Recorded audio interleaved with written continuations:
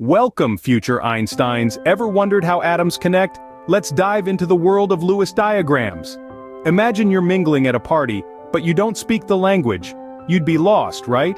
Well, atoms have their own language too, and it's called Lewis diagrams. Now don't worry, this isn't a new language you have to learn. It's a simple, visual way to understand how atoms bond and interact with each other. Lewis diagrams represent atoms and their valence electrons. Now you might be thinking, valence what? Valence electrons are simply the electrons in an atom's outermost shell, the ones that are free to form bonds with other atoms. Think of them as the hands of an atom, reaching out to hold on to other atoms. The more hands or valence electrons an atom has, the more friends or bonds it can make. Let's take water, H2O, as an example. Oxygen, the O in H2O, has 6 valence electrons. It's like a friendly guy at the party with 6 hands, reaching out to make friends. Hydrogen, the H, has just 1 valence electron. It's like a shy guy with only 1 hand to shake. When they meet at the atomic party, oxygen offers 2 of its hands to the 2 hydrogens. This forms 2 bonds, creating a molecule of water. In Lewis diagrams, we represent these bonds as lines connecting the atoms. Let's try another one. Carbon dioxide, CO2. Carbon is like a social butterfly with 4 valence electrons, or hands. Each oxygen has 6, just like in our water example. In this atomic meet and greet, carbon offers 2 hands to each oxygen, forming double bonds. So, Lewis diagrams are like a party invitation, showing who's going to bond with who.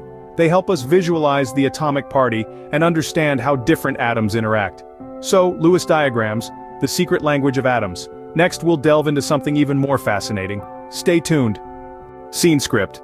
Ready to resonate with some chemistry? Let's explore resonance and formal charge. First off, what is resonance? Well, it's like a molecule's way of saying, I can't make up my mind. You see, some molecules can be represented by more than one valid Lewis structure. These aren't different molecules, but rather different ways of visualizing the same molecule. Think of it as a molecule's multiple personalities. Let's take ozone, or O3, for example. It has 2 valid Lewis structures. In one, the double bond is between the first and second oxygen atoms, while in the other, it's between the second and third.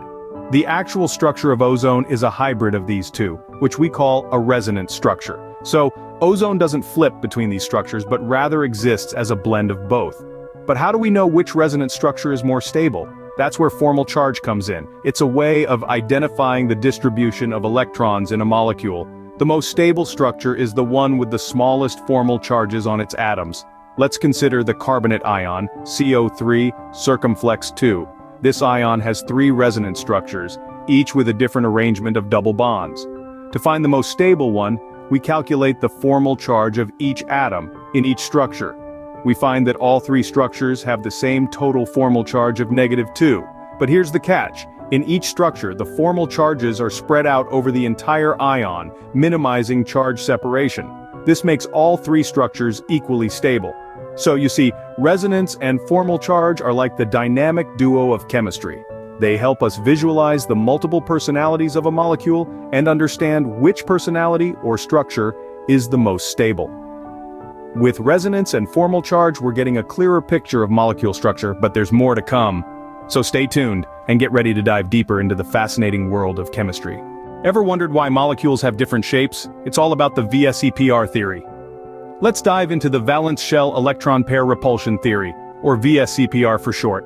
This theory is based on the idea that electron clouds, or regions where electrons are likely to be found, repel each other. They arrange themselves as far apart as possible to minimize this repulsion, giving each molecule its unique shape. Consider a molecule with 2 electron clouds like beryllium chloride. The electron clouds arrange themselves 180 degrees apart, resulting in a linear shape. Now imagine a molecule with 3 electron clouds like boron trifluoride. The clouds spread out evenly around the boron atom, forming a flat triangle or a trigonal planar shape.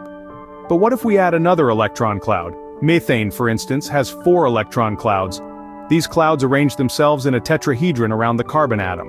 Why a tetrahedron? Well, it's the shape that allows the electron clouds to be as far apart from each other as possible. Let's add one more electron cloud. Phosphorus pentachloride with 5 electron clouds forms a trigonal bipyramidal shape. The electron clouds form a triangle in one plane, with 2 more extending above and below, like a 3-sided pyramid on top and bottom. And finally, consider a molecule with 6 electron clouds, like sulfur hexafluoride. Here, the electron clouds arrange themselves in an octahedral shape. It's like 2 square pyramids joined at the base, with the sulfur atom at the center. These shapes aren't just theoretical constructs. They have real-world implications influencing how molecules interact, how they behave in chemical reactions, and even their physical properties.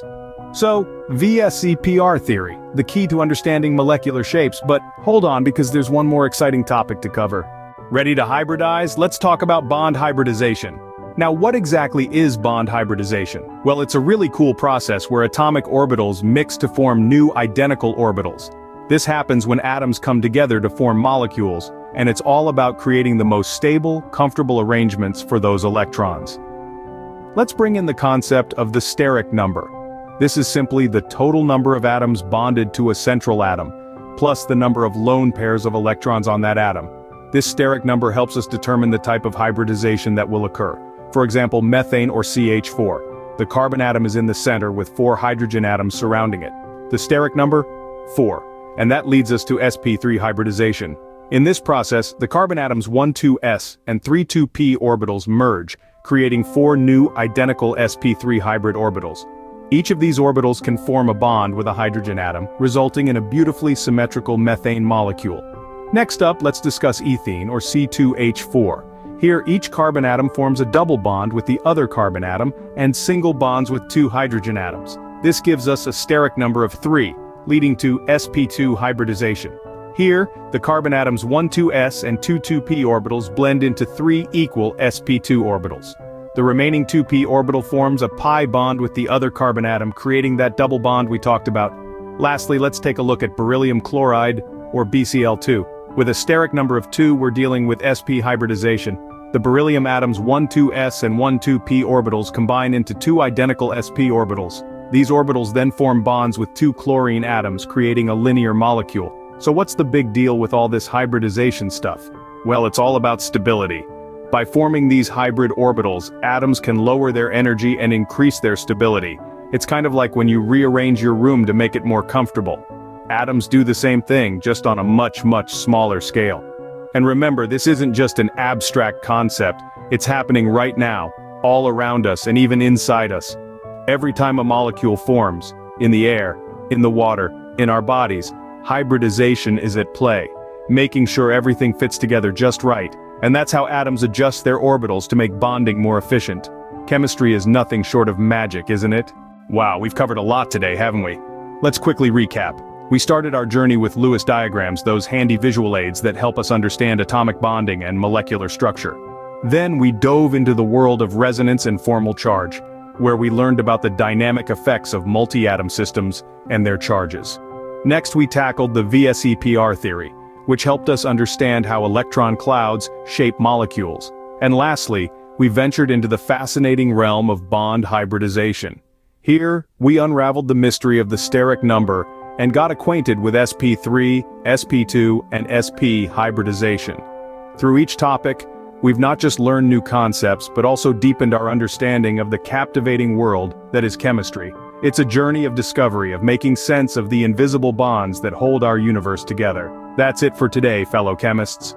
Remember, the world of chemistry is vast and fascinating. Keep exploring, and until next time, stay curious.